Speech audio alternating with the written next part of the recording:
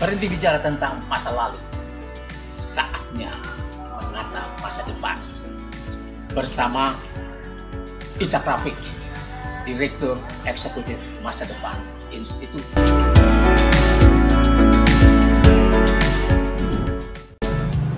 Assalamualaikum warahmatullahi wabarakatuh. Saudara-saudara sekalian, Anda bersama Ishak Rafiq, Direktur Eksekutif Masa Depan Institut. Panjangnya Institut Masa Depan Indonesia. Yang akan kita bahas kali ini sangat menarik, yaitu utang luar negeri Indonesia. Banyak orang merasa ini bukan masalah, dan negara-negara besar pun punya utang yang besar. Amerika, Jepang, dan lain sebagainya punya utang. Ini cara berpikir inlander. Orang yang menganggap kalau negara lain melakukan kesalahan, membuat utang yang besar buat negaranya, maka utang yang dilakukan oleh pemerintahnya sendiri adalah suci, boleh-boleh saja.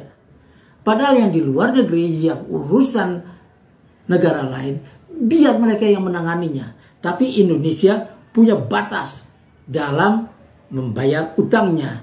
Dan keberanian negara-negara lain dan lembaga-lembaga superkuasa terhadap negara-negara besar seperti Amerika Serikat, Jepang, dan lain-lain untuk memaksa sangat minim. Memaksa Cina sangat minim. Tapi untuk memaksa Indonesia, Sri Lanka, Ethiopia, dan lain sebagainya sangat mudah. Tinggal disita aja semua. Mereka tidak akan peduli. Dan kita sudah mengalaminya pada krisis 1997-98 yang membuat ambruknya Orde Baru. Lewat utang juga. Tapi sekarang utang kita yang menurut catatan yang ditampilkan oleh CNN dalam laporannya, kita punya utang sekarang 8.041 triliun. Ya.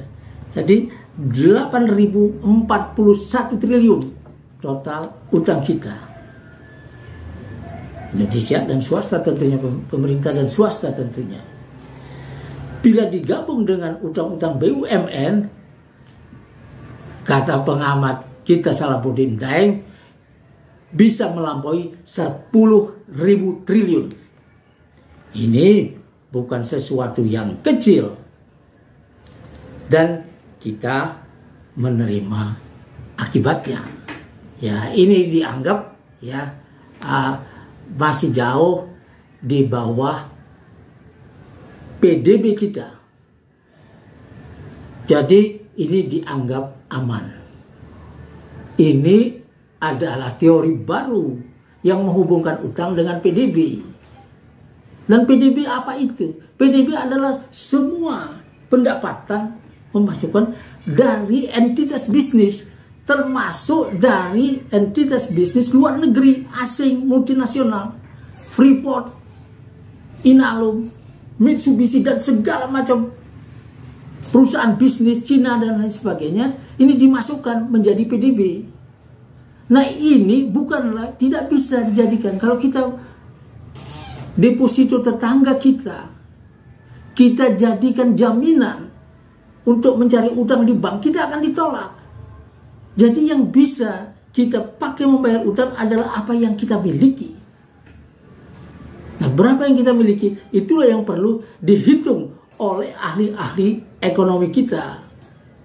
Silakan Fakultas Ekonomi Universitas Indonesia lakukan ini supaya kita tidak menjadi negara yang aneh di dunia. Tahu-tahu disita apa-apa yang sudah kita bangun. Ya, PDB kita dulu pernah Dahlan Iskan bilang bahwa PDB kita sudah melampaui PDB Belanda. Tentu saja kita sangat bangga dengan itu. Tapi ketika kita selidiki, ternyata PDB kita itu yaitu campur semua. Dan PDB Belanda cuma dibagi kepada sekitar 15 juta penduduknya. Sedangkan PDB kita itu yang cuma sedikit melampaui Belanda itu, ya, harus dibagi dengan 272 juta rakyat Indonesia. Jadi sangat mengerikan hasilnya ketika kita bandingkan. Bukan itu, tapi adalah kemampuan kita membayar. Apa yang selama ini terjadi? Mengapa kita jadi kecanduan utang? Ini sangat aneh. Lembaga-lembaga kita, ya kita lihat ya apa yang dilakukan. Mengapa kita sampai segini utang kita? Ya, kita kecanduan utang, kata banyak pengamat. Mengapa? Karena kita sudah biasa, ya sudah biasa membangun negara kita, memulai pemerintahan. Pemerintah kita mulai dengan meminjam dana pembangunan, mencari pinjaman pada saat memulai pemerintahan, menjual surat utang pada saat pemerintahan berjalan, meminjam lagi saat utang jatuh tempo, dan mencari pinjaman siaga standby loan setiap terjadi krisis di pusat-pusat perdagangan dunia. Nah, artinya kita tidak menyiapkan dana untuk membayar utang-utang itu kembali. Kita gali lubang, tutup lubang. Dan ini bukanlah sesuatu yang bermartabat. Karena petani gurem dan nelayan gurem pun melakukan hal yang sama. Berbeda dengan juragan. Juragan itu kalau datang krisis, ya, yang dia lakukan adalah memeriksa buku besarnya.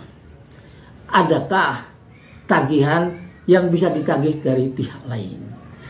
Adakah kekurangan bayar dari pihak lain yang bisa diambil lebih cepat? Adakah kelebihan bayar kita kepada pihak lain dan ini harus diminta kembali? Adakah produk-produk kita yang dijual terlalu murah dibanding dengan harga internasional, dan ini dinaikkan harganya sehingga kita dapat uang segar, dana segar untuk membangun. Ini tidak pernah dilakukan. Seperti kita menjual murah gas kita kepada Cina 5 kali lebih murah dari harga internasional dulu, itu tidak pernah ditagih. Sebetulnya bisa ditagih dan kita akan mendapatkan dana segar biliaran dolar tanpa utang baru. Begitu juga kalau kita minta bagian lebih dari batu bara kita, dari minyak kita, dari emas kita, nikel dan lain sebagainya. Inilah yang harus dilakukan. Ini masalah manajemen dan kita memerlukan manajer-manajer yang bagus untuk memakmurkan negeri ini. Bukan manajer-manajer putus asa seperti Sri Mulyani Indrawati, Menteri Keuangan berapa zaman yang solusinya cuma utang. Tidak pernah nego dengan pihak-pihak luar. Tidak punya nyali. Nah, kita memerlukan yang lain. Mungkin orang sekaliber Tan Ria Beng atau Rizal Ramli.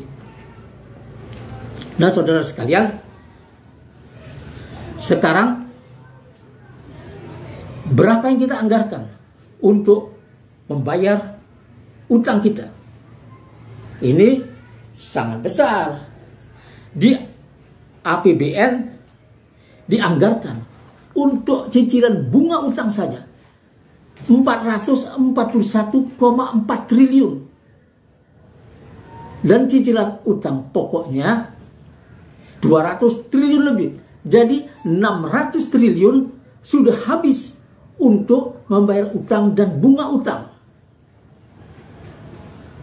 Padahal ya ini ya anggaran belanja negara kita saat APBN kita saat ini dicanangkan 6.000 triliun. Nah, bukan 6.000 triliun tapi 3.000 triliun.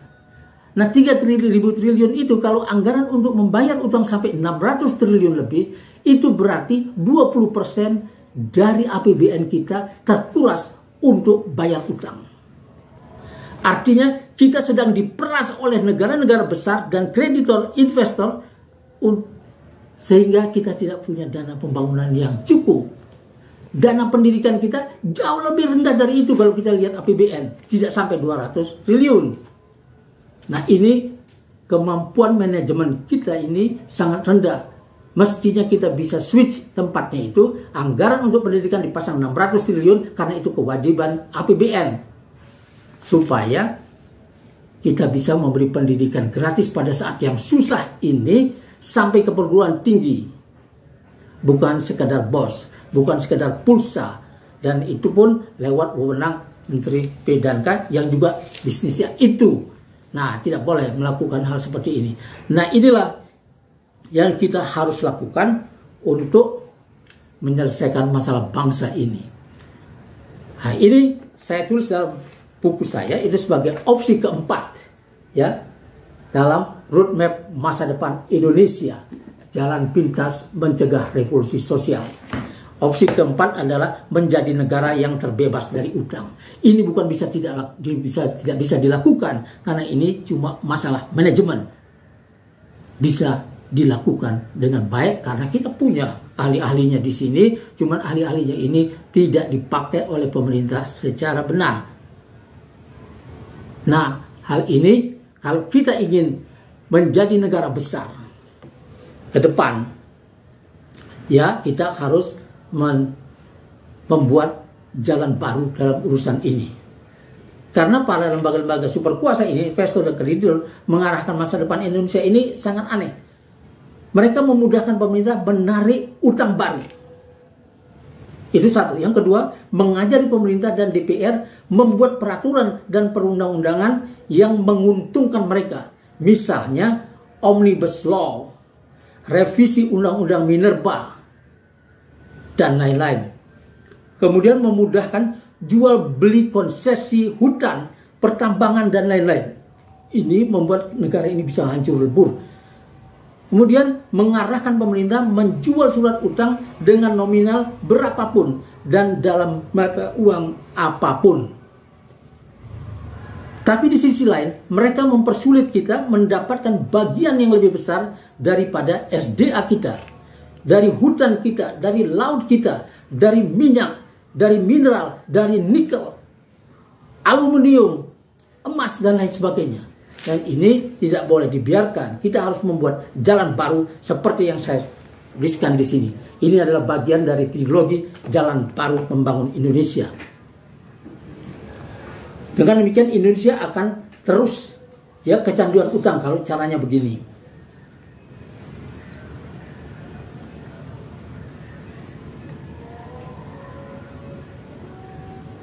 Jadi pemerintah harus melakukan tindakan yang lebih komprehensif dalam urusan ini. Akan saya jelaskan pada pertemuan berikut. Wassalamualaikum warahmatullahi wabarakatuh.